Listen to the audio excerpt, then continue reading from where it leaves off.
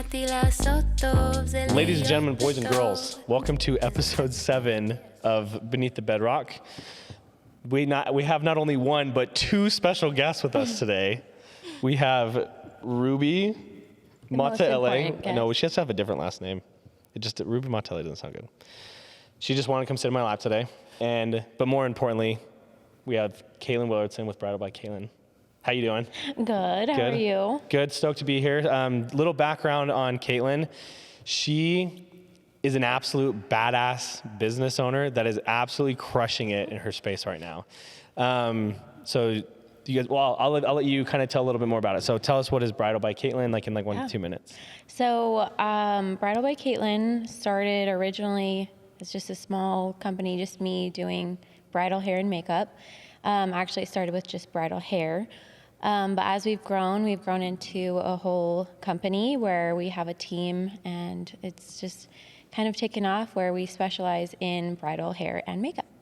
Best in Utah. So if you know any brides or grooms, I guess you can do grooms too, right? Yeah. So anyway, Caitlin's the best. So Caitlin, Beneath the Bedrock, we talk about like a bedrock moment. So usually that is like a funny, crazy, like wild experience you've had as a business owner. Are there any particular stories that come to mind? I mean, and you don't have to give brides, names. So it's all a little crazy. Okay, what's the craziest one? Actually, the craziest one just happened to some of my artists a couple of weekends ago. No. And I was floored. So I was actually on family vacation. And so I'm just getting all this info from my artists. I ask always, how did the bride go? And usually their thing is like, oh, it was great. They were easy. They were awesome. Super cute, whatever. Well, this time they both said like it went well. And then about maybe 2 hours later, Hannah, one of my artists, she's like, did she tell you what happened? And I was like, what do you mean, what happened? She started going on about this story where... The bride or the artist? The other artist. Oh, the one that called you. The other artist. Got it, okay. Yeah. Well, they had just finished their first 2 services. They had 2 more services left.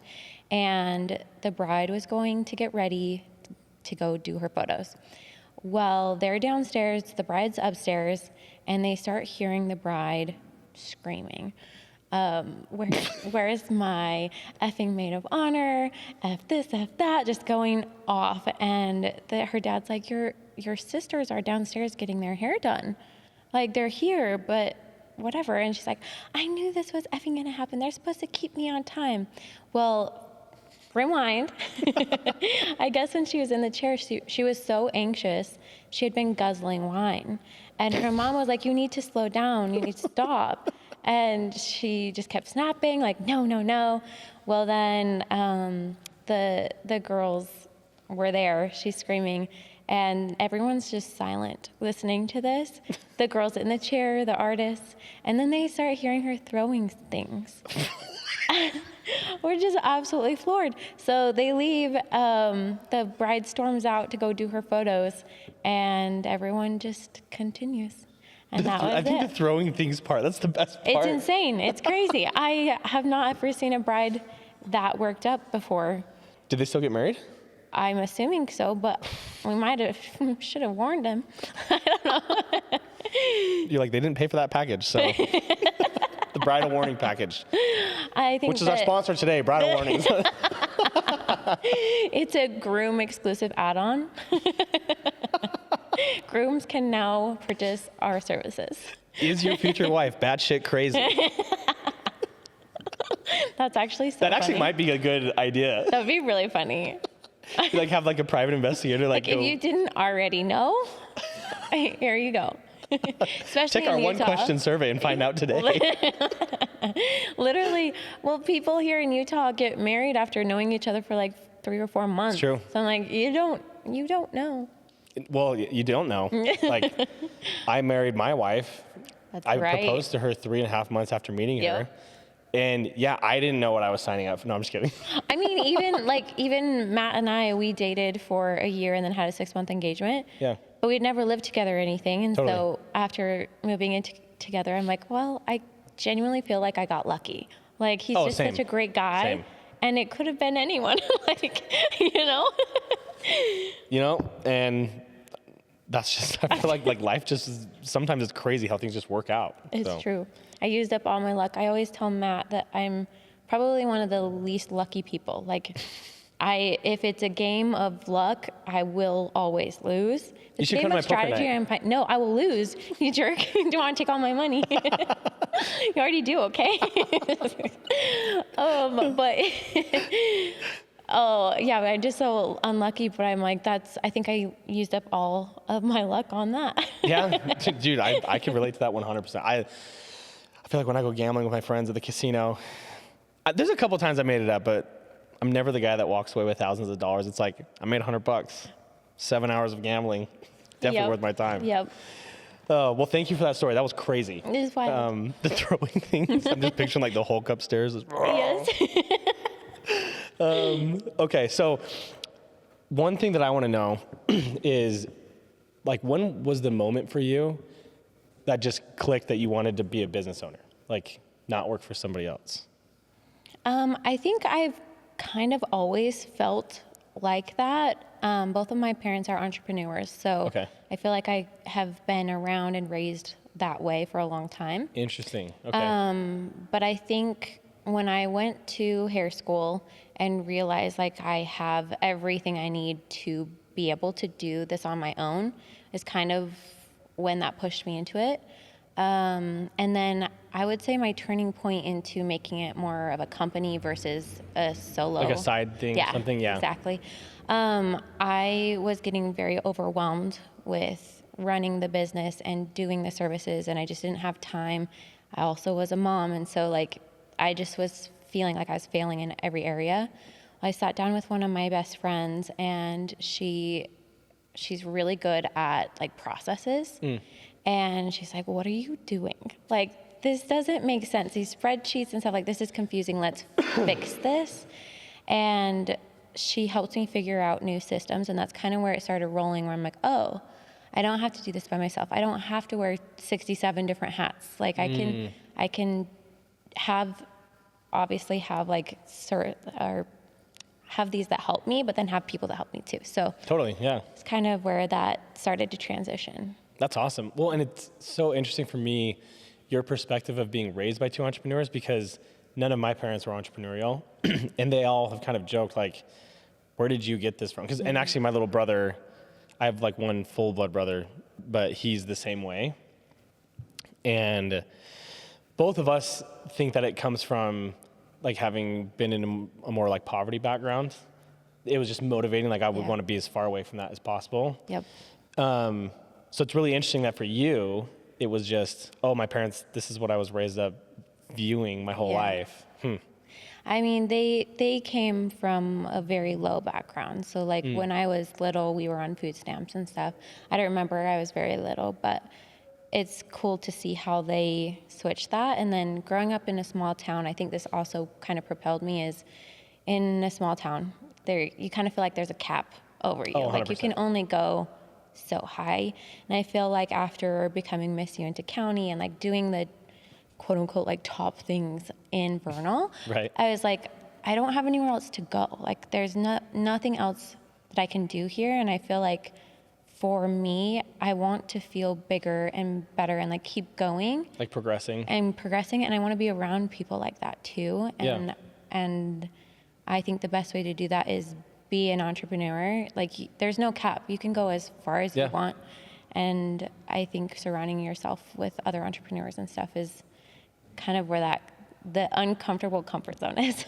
Yeah, like that's interesting. Yeah, the uncomfortable comfort zone, totally. Because it's like I'm willing to push myself to this point, but maybe not past this. Like I'm working, but that bubble just keeps slowly getting bigger and bigger. Or also kind of in the sense where like it feels uncomfortable, but that's where you find comfort. Because people around you are doing bigger and better things, and you're doing bigger and better things, and there's no competition necessarily in that. Yeah. And it's kind of uncomfortable to be like, okay, we got to keep going, got to keep pushing, but it feels safe and comfortable in a weird way. Well, one thing, so I have this like group of car friends, and it's cool because you have all different like income levels. Yeah. And kind of along with what you're saying, it's so cool. Like, we'll be at dinner celebrating, one guy who just closed like a multi-million-dollar deal for his company. And then the next dinner will be at a guy who closed the deal for his company that made like an extra $2,500 a month. And the energy of the support is the same. Yes. It's just like, I noticed that more entrepreneurs than not tend to have a more abundant mentality. And I think because they know how difficult it is in the beginning, or they know how rewarding it is when you get closer to the end, they just can relate so deeply to it. Yeah. And so, yeah, that's cool. I love it. Yeah. That's great. Okay, so yeah, with the parents being raised by entrepreneurs, did you ever work like a W-2 job? I did. I had a few. Oh, okay. Because I thought you went yeah. straight to hair school and then, okay. No, I had a few growing up. I've always liked working too. Okay. I'm a Capricorn to the bone. Most of my like houses are in that and like work, and that's like huge for me. Okay. It's in the stars. But I've always loved working. Do you like admitting you're openly crazy? I'm just teasing. Hey, if I'm gonna out my brides, I gotta out myself, right? That's fair. I believe in some of that stuff. All right. Yeah. I won't make fun of it too much. I do believe in some of it. I mean, I think you believe what you put in, right? Like, Yeah.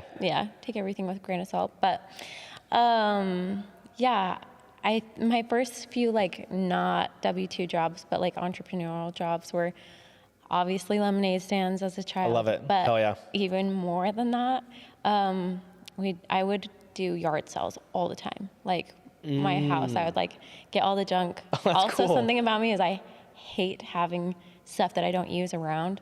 So, yeah. Anyway, I'd do yard sales, but then while it was going on, I would pull out all my nail stuff and give like manicures. And While like, people were at the yard sale? like That's random so stuff. smart. So random, but just little things like that. And then my first job, W-2 job, was I was the snack shack girl at our local water slide. Nice. Yep. Serving up nachos. Just one water slide, a pool and a water slide, that's it. Oh, because this is in Vernal? Yeah. Yep, but I served What a riveting all the summers pretzels. those must have been. It was Going down actually that really slide fun. We 800 would, times. That's you have crazy. to like hike so high up there, and Oh, yeah. smells terrible. Okay, so what do you think are maybe some of the bigger impactful lessons you've had over the course of, because I know you said it's been in chunks where it was just kind of on a side thing and then on your own, and now you have like a whole team, right? Yeah. So I would be curious to know maybe an early on realization that was pretty powerful. I think the biggest thing that I think is a clicking point each time that I kind of forget over time, but then clicks again, is just to think differently. Like, you're not gonna progress further if you keep thinking the same way. And this, like, as soon as you have a shift in mentality and start thinking about it, I don't know, bigger and better, differently, Yeah. you just go off of a different path, and it can project you up the mountain, you know? I like that. Yeah.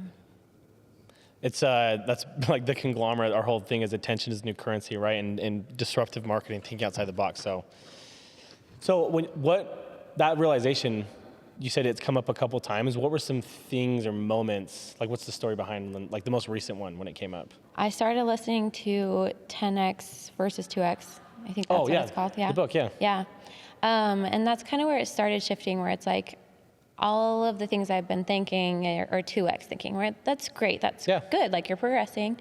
But I have to shift and do things that feel good to me to the core, but maybe scare me a little bit, to really progress and jump more and more aggressively. And I was at dinner with this same friend and her partner, and we were just talking about business. They're the best because we just go out. They're also entrepreneurs, so our conversations are very fun. That's awesome. But we were at dinner and talking about his business and how he's kind of 10x'd. He's 10x'd recently, and his business is a service industry type. It's like, oh, there's a lot of similarities here. Like, how are you doing that? And so really diving in and being like, oh my gosh, this makes so much sense. Like it's just these like clicking moments where it's like, I just need to think differently and have a very open mind, and we'll go where we need to go. Yeah, that's awesome. Well, in the book, 10X is better than 2X.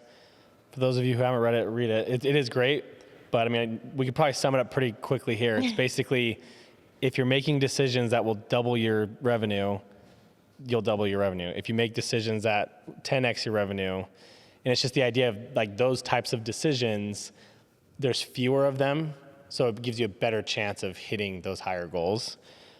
But 100% agree with that. Because it's I think I do the same thing now. It's great. You just have to think way farther ahead, and it ends up aligning everything much better anyway. Yeah, and I think in the small decisions too, it really helps your subconscious to be like, this feels good and feels right. Yeah. Where I used to get confused listening to my body, where I'm like, is this anxiety? Is it fear? Is it excitement? Yeah. But kind of, I mean, listening and learning who you are and how those different things feel helps a ton. But once you set that really far goal, and then you start having these small decisions that lead up to that, and you listen to your body, then I feel like it's kind of a mix where it doesn't quite feel like anxiety. It's very exciting. It feels really good. But then there's a small layer of fear on there. Oh, totally. Yeah. But I think that's when you know. That's kind of like the driving piece too, right? It's like the, like this is gonna work. It's pushing that edge. Yeah. And then it works. It works every time. Even if it doesn't work out how you wanted it to, it works out. Yes. Yeah. Yes. We have some rapid fire questions to go over as well. Let's see. What is, one entrepreneur, alive or dead, you'd love to grab dinner with? This one's kind of easy for me, but Sarah Blakely. Do you know who that is? I don't know who that is, no. She's the founder of Spanx. Oh, okay. For those of you who don't know who Spanx are, it's like an underclothing brand. They do like bras and all the things.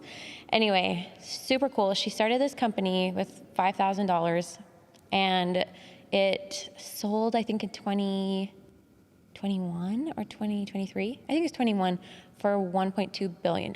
Yeah, that's insane. It's so crazy to me. That's wild. And the fact that, like, I don't know, being a woman entrepreneur has some difficulties where, for instance, like if I sit down with people I don't know, everyone will ask my husband what he does, but assume that I stay home with my kids. Yeah.